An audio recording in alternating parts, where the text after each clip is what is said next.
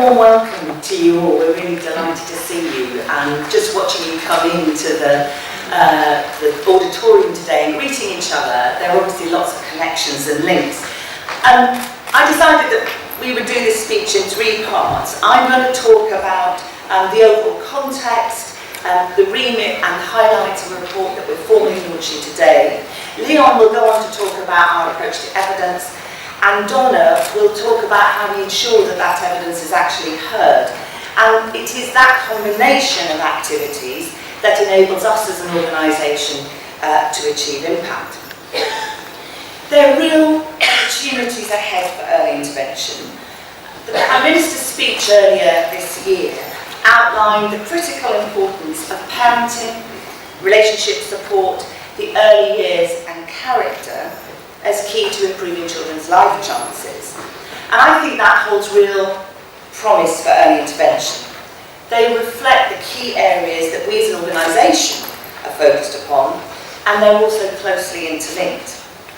Important too is the government's commitment to What Works centres and to EIF as a What Works centre that's here to stay, with a really exciting programme of work throughout this year ahead, which we'll talk about later. The devolution of power to cities, to regions and nations in the UK, I also think has the potential to unlock new approaches to early intervention. And again, we'll hear more about that throughout the day. But of course, at the same time, we face real challenges. There are around 2 million children living with complex problems, estimated by Ofsted.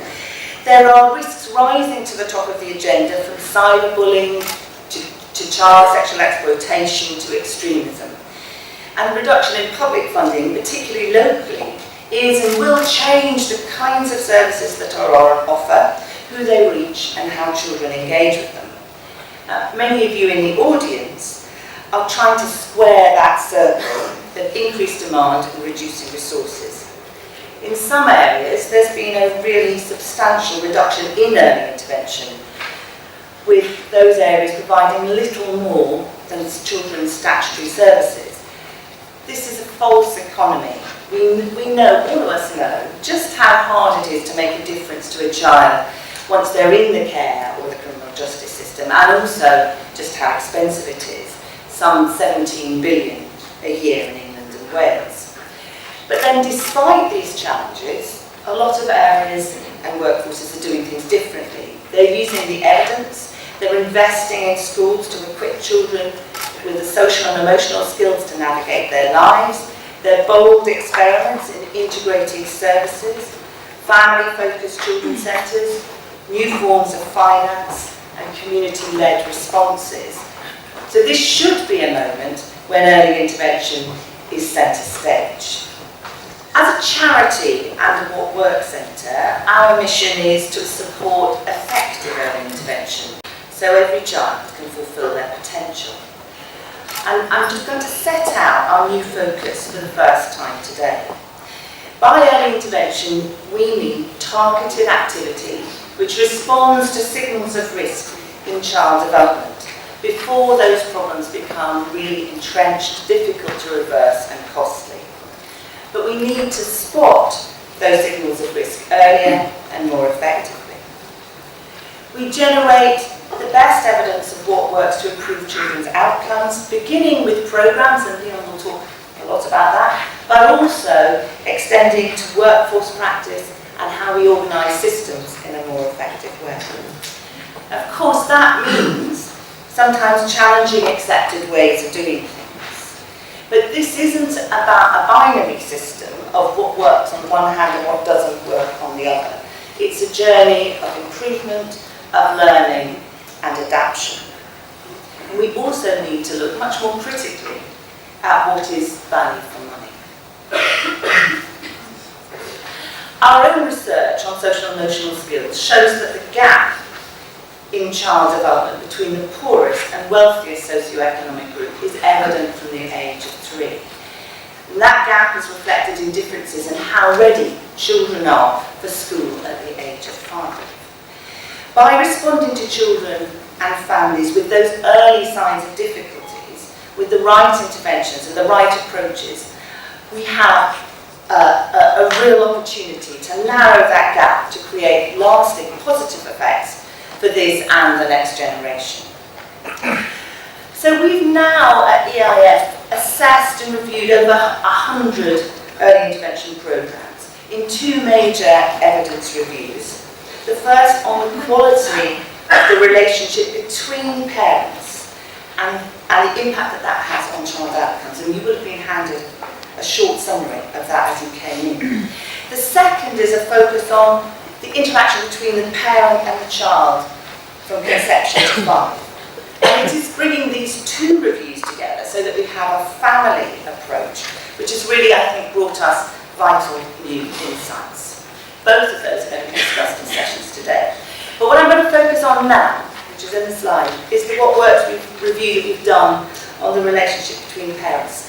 Commissioned by the Department for Work and Pensions, it's a collaboration between the EIF and Professor Gordon Hammond, who's sitting right in front of me there, from the University of Sussex, who's a leading expert in this field. It focuses on the quality of the relationship between parents as a driver of child outcomes, on the knowledge and the experience of many of you who've been working in this field for a long time. It's important to say what this report is not about. It's not about marriage, and it's not about the type of family you're in, couple or single parent. What it is about the damaging impact of unresolved conflict between parents. That unresolved conflict can be anywhere on what Gordon Hammond has called the silence to violence continuum. And it affects children's mental health, their academic achievement, their ability to form future relationships, their physical health, and it can last through their adult lives and into the next generation. Many early intervention programs are focused on the parent-child relationship, and it is critical, and many are effective. But we also know that some parenting interventions won't work if there's a high level of unresolved conflict between the adults. We're missing a critical piece of the jigsaw, so the jigsaw theme continues. We looked at 15 programs in the UK that aim to improve the interparental relationship. And while the science underpinning the importance of interparental conflict is well established, how we actually convert that and translate that into practice is still at a relatively early stage. And that's hardly surprising because we haven't really historically invested very much in this sector. Most relationship support programs haven't gone on to test the impact of the child. But there are international interventions with a really good track record of impact. Parents are often, I think, not aware of the consequences of unresolved conflict for their children's well-being and might hope or kid themselves that their children don't notice. But let's not fool ourselves, as this short clip, which we're going to show in a minute, from The Secret Lies of 4-year-olds, which you may have watched. I know you're not finished, kids, but you can do that in a minute after you ate your dinner, okay? Stop ringing me, Richard. You're not the dad, okay? I don't love you anymore. I hate you now. Bye. See you later. I think that what really is clear is that how children see their parents' relationship is the blueprint upon which they build their own relationships through their lives. So what should we be doing differently? There are interventions and approaches that we can test and learn from. Those who provide relationship support need to track the impact on children in those families, and we need to put the relationship between parents centre stage in public services. This should be a critical site for early intervention. So this work is on interparental relationships is also closely related to other things that we're doing. The first is on early years, parent-child interaction, and we've done a substantial review.